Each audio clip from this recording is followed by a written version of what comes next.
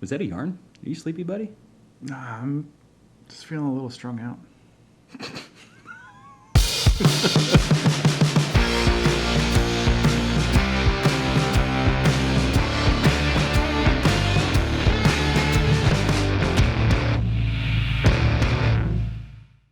Hey, welcome back to Worthadram. I'm Red. And I'm Grim. This is the internet's first place for whiskey reviews, meaningless opinions, and the cure for what ails you. Liquor. No, laughter. Oh, I mean, you're close, but... that makes more sense. I mean, we conveniently provide both. We do. Yeah. Yeah. Well, we don't provide liquor for them, but for us. Yeah, I think we'd probably be thrown in jail if we were just Yeah. freely handing out liquor on the But, internet. laughter. No, that was good. Laughter. I like it. What are we looking at today? We are taking a look at Michter's Kentucky Straight Bourbon, small batch. I am very excited.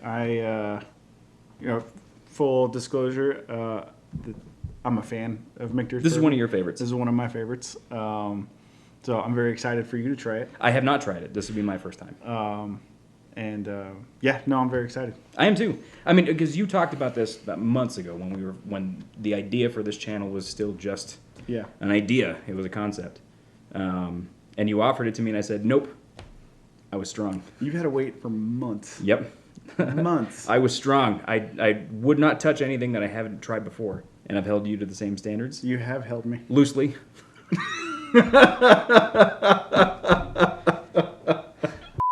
So, Michter's is founded in Louisville, Kentucky.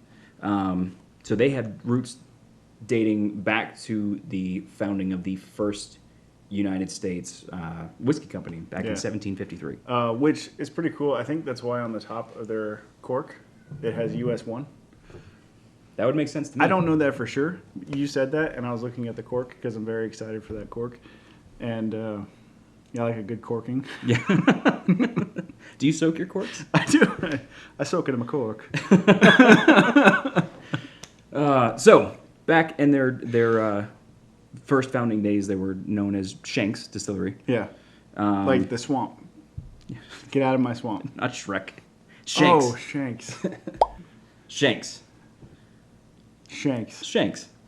So, sometime in the 1800s, Shanks sold to Abraham Baumberger, and obviously changed the name from Shanks Distillery. Yeah. Unfortunately, that distillery was closed in the 1920s due to Prohibition, and then reopened after the 21st Amendment was passed. Yeah. That was a mouthful. That wasn't bad. After dark? After dark. So they were closed again in 1990 and then reopened in the early 2000s. Yeah. And so they get their name from when they opened again after the 21st Amendment was passed. I almost said it in the 21st century, and I was like, wait a second. Technically, it's true, but so when they reopened after the 21st Amendment was passed, Louis Foreman. Louis Foreman, thank you. Yeah. You knew where I was going. Yeah. I appreciate that. It's almost like we wrote a script. We should start a YouTube channel together. We should start a YouTube channel together. So Louis Foreman is the one that renamed the distillery to Michter's, and it's actually Portomeu, where you slam two words together. Portmanteau. Pimento?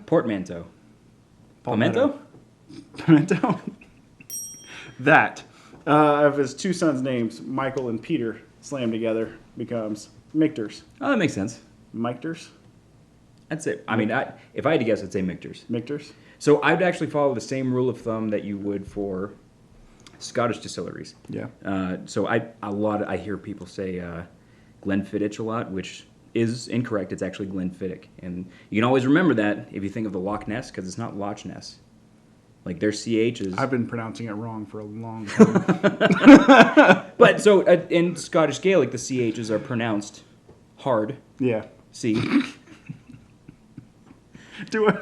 So it's not Glenfiddich, it's Glenfiddich. So if I had to guess, it's probably Michter's. Yeah. Yeah. No, I think it landed on Michter's. There was one time I ordered it in a bar and I called it Michter's, and the bartender looked at me and was like, "We don't have that." Well, that should have tipped you off. I'm like, I had to point at the bottle.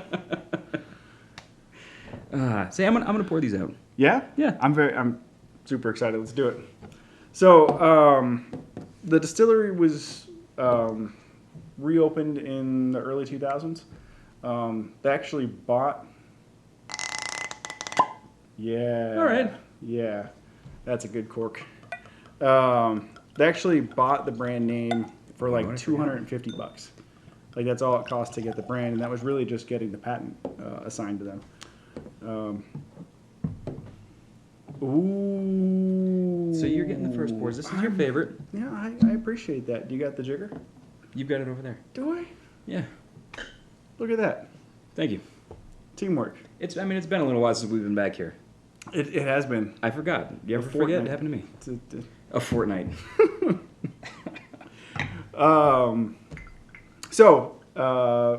bought the brand, reopened in the 2000s, and as a new distillery, they don't have their own mash, their own whiskey to send out to the masses. So they worked with local Kentucky distilleries to grab any whiskey they were willing to sell as their startup whiskey.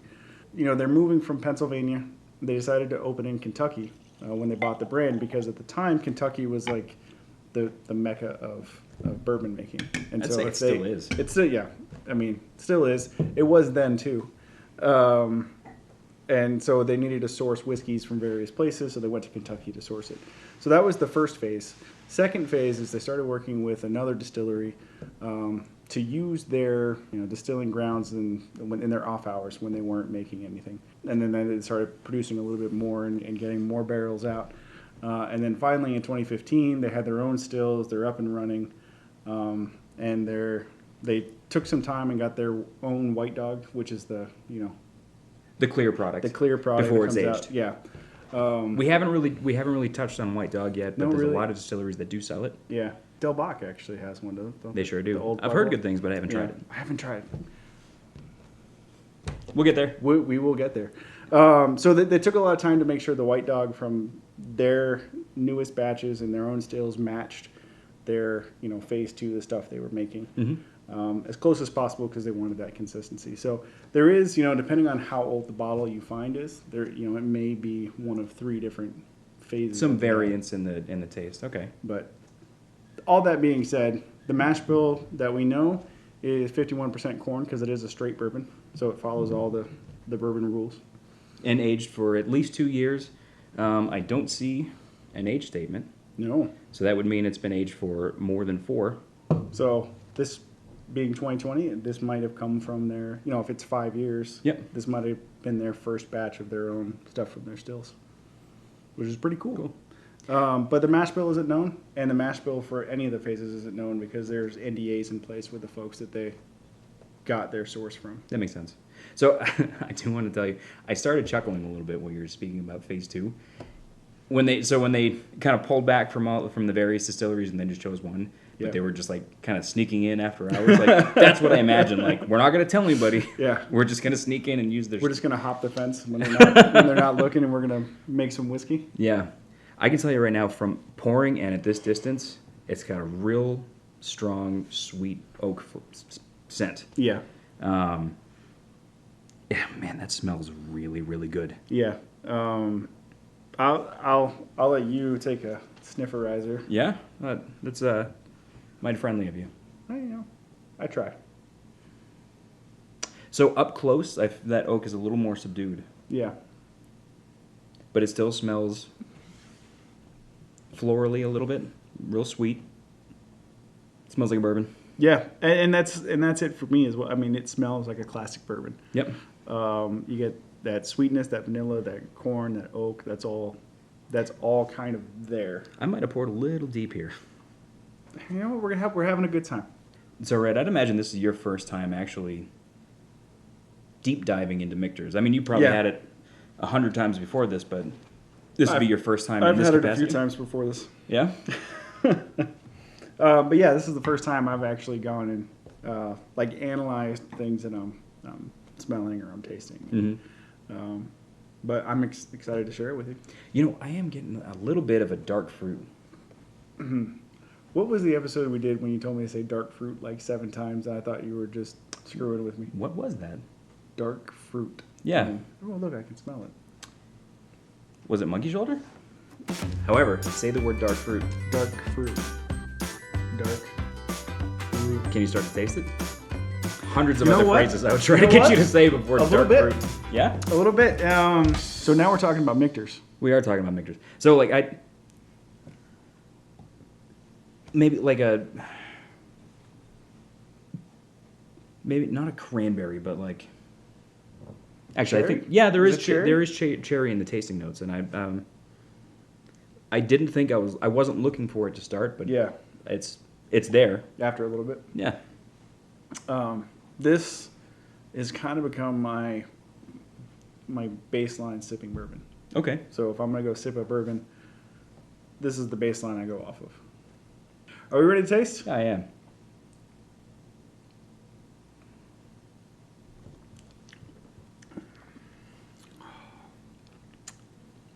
That's punchy. Mm-hmm. Not like a fruit. I mean, that's got like a Like a hit. real, it yeah, hits real you. upfront hit. Yeah.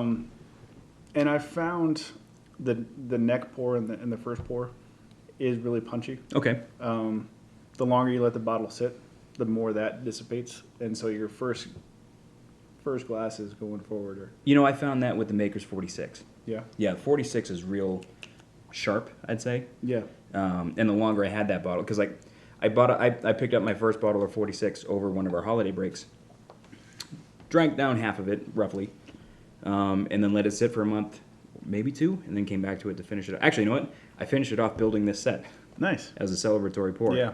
And it was a lot smoother. Did you turn it upside down on the finished set and take a picture? I really should have. No, so I mean on the tape, you're right. Especially the neck pour is a little punchy. But then I get that oak forward for me. That's very, very present. Yeah. That's an oak heavy bourbon. Yeah. It's good though. I mean, And then kind of riding out that finish is those sweet flavors, that vanilla, that vanilla's real. The vanilla's real prominent on the back end. yeah. I'm not getting as much caramel as I would have expected from a bourbon of that color. I think maybe after it sits a little bit, we might get a little bit. I'm excited to come back But, to it. I like the format that we started Yeah, with oh, because yeah. like this, being able to test it both ways. Giggity. After dark. In fact, my neighbor came over and he, it's his birthday, and I asked him what he'd like to try, and we Tried a few things. we gave him half the bar, but he wanted to sample the Lagavulin the same way that we do with 2 glasses, and even we're not crazy. Like he noticed a stark difference between the first and second glass. A little crazy. A little crazy, yeah. I mean, I am putting up videos of myself on the internet. A little crazy. I'll link his OnlyFans in the description. We did talk about corsets. We one did. episode. Yep. I like the 2 that you tried on. Yeah? Yeah. I sent you one picture today. So first impressions, just firing from the hip. I really like this. Yeah. I don't think. I mean, the Woodinville has now become like my And that's, go-to sipping bourbon. Yeah, and that has threatened to supplant Michter's, but I always find myself going back to Michter's. If I I can see why. just want, I just want a good bourbon to close out the day. So I'm not unbiased about this at all. I've tried several of Michter's products, not just the bourbon. They also have American whiskey or rye. I haven't tried the rye yet, but the American whiskey, and then I was able to get a toasted barrel finish at a bar in a place once, and that was very good as well. So I'm a fan of a lot of Michter's products, not just the bourbon. Okay.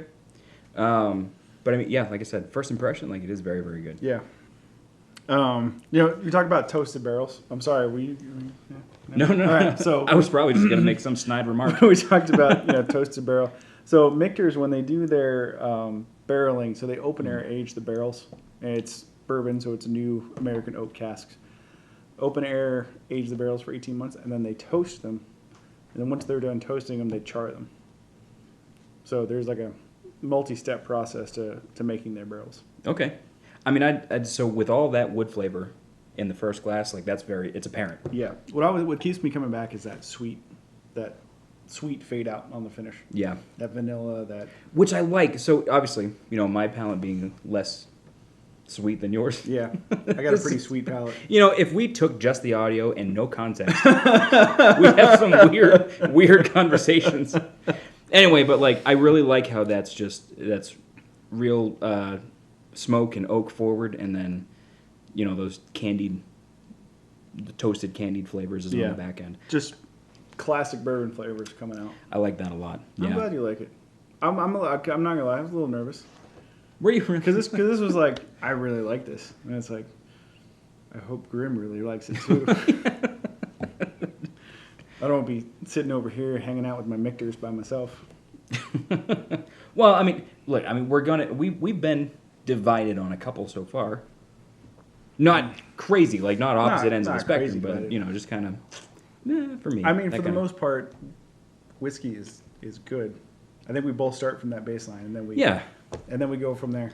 I mean, you know, the only way that this format probably could have been more entertaining is if one of us hated whiskey. We can invite people on that hate whiskey. Yeah, and then we'll make it a mission to find one that they like. Yeah, I mean, we can start with our wives. We could. What do you think? I'm in. She's in. Breaking the misses. With whiskey. No. So that was a weird cut. Oh, you got me. Yes. You still got me twice. I did, yeah. All right, so time travel. 20 minutes? Yeah, it's been about 20 minutes. 20 minutes of time travel? Before we continue, we have to take a minute to thank Happily Hooked for our plush Muppet likenesses. I mean, I think it's pretty close. Yeah, I'd say. I mean, thank you across the board for these. Yeah. You know, I never thought in a million years having a whiskey channel on YouTube that we would be linking in our description to is this crochet? Yes. Crochet. Happily Hooked. You know, it's funny. Yeah, Happily Hooked. So you can check her out on Facebook and Instagram. She makes great stuff. She actually made a pair of unicorns for my daughters, and I'm pretty sure she makes a legally safe knockoff of a very tiny green baby telekinetic baby alien thing from. I'm going to put an image of a man here, and I'm going to put an image of the DeLorean time machine. I can see them. Man, DeLorean. Yes. Anyway, my daughter wanted the alien baby thing, and it's cute. Yeah, she does great work. It's awesome. Obviously.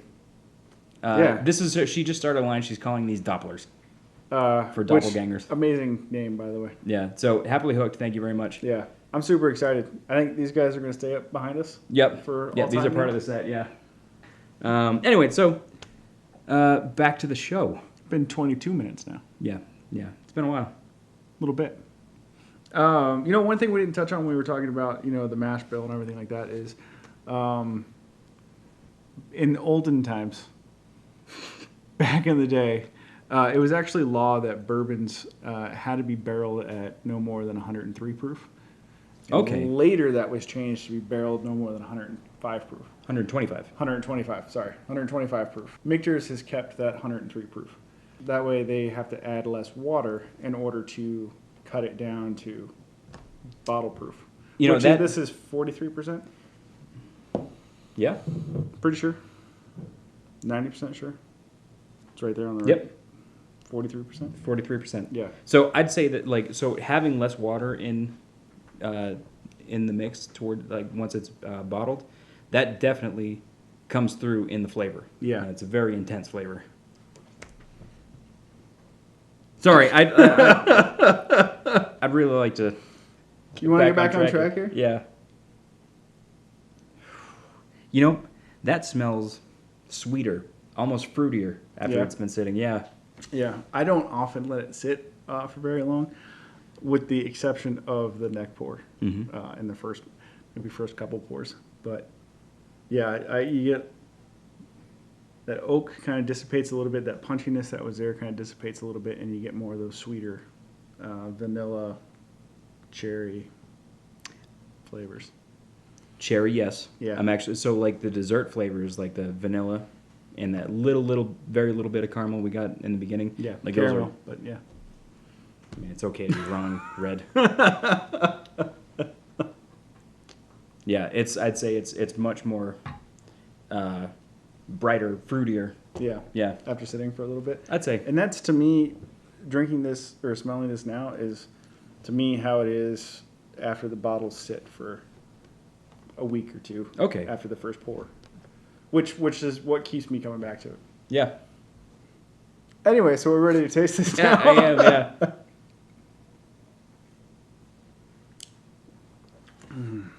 Oh. Ooh. Wow. Okay, you know what? It's like it pulled a lot of that oak from the nose. Yeah. It pulled it all back in. And that, ooh, man, that is nice. Yeah. Right. It's not, you lose that punchy flavor that you had, that maybe alcohol forwardness. Yeah. And it just rides real strong in with the oak. You know, it hits you with the wood. And then you still have that exhale, lasting finish of that sweet bourbon flavors. I was going to say it reminds me, the finish reminds me of the Woodinville. Because that Woodinville also had a long finish. I think this is I think this is longer. longer, yes. This is also, I mean, long is subjective.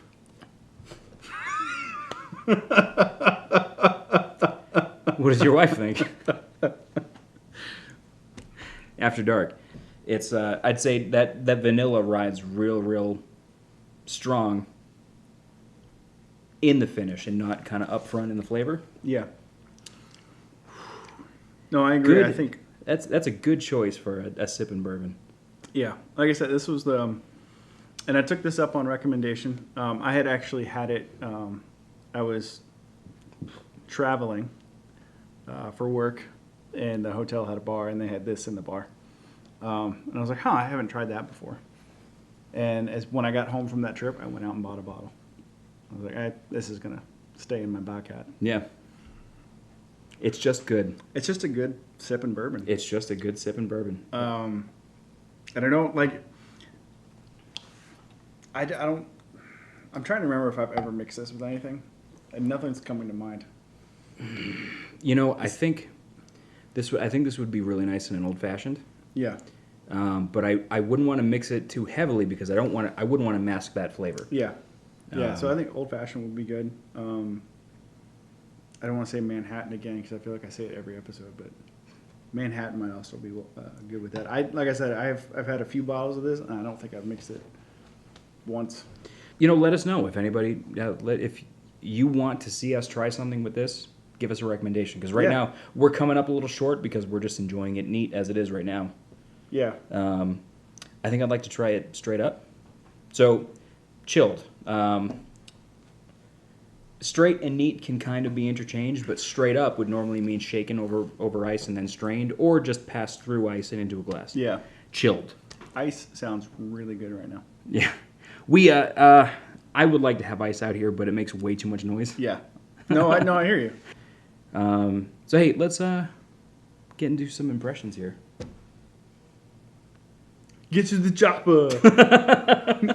Is that not what you meant by impressions?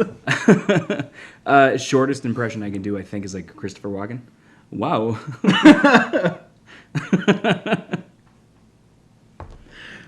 And that's iffy at best.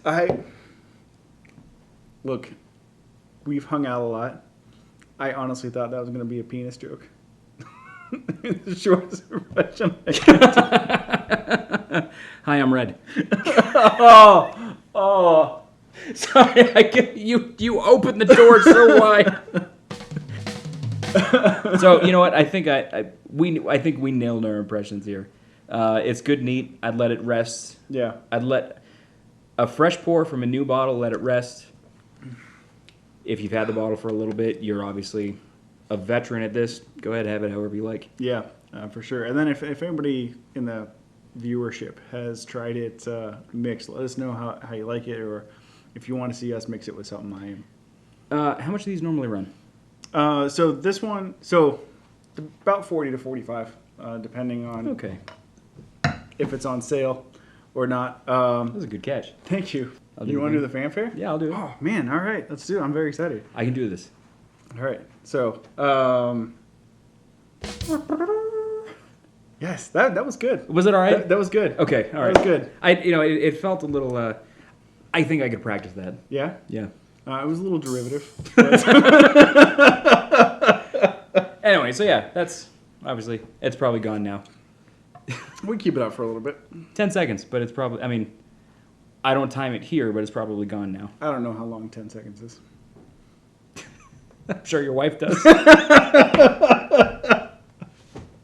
So if you haven't yet, please like us here on YouTube, subscribe, thumbs up, ring the bell. Check us out on Facebook, Instagram, Not Twitter. not Twitter. You can. I think it's at Dramworth because I didn't know how Twitter worked when I set it up. Give us a comment. Anything you guys want us to try? Any questions? I did get a question. I need to talk to you about the question. But give us any questions you want us to answer, and then anything you want us to try, anything you want to see on the show. And remember, no matter how you like your whiskey, that's the right way. I like it.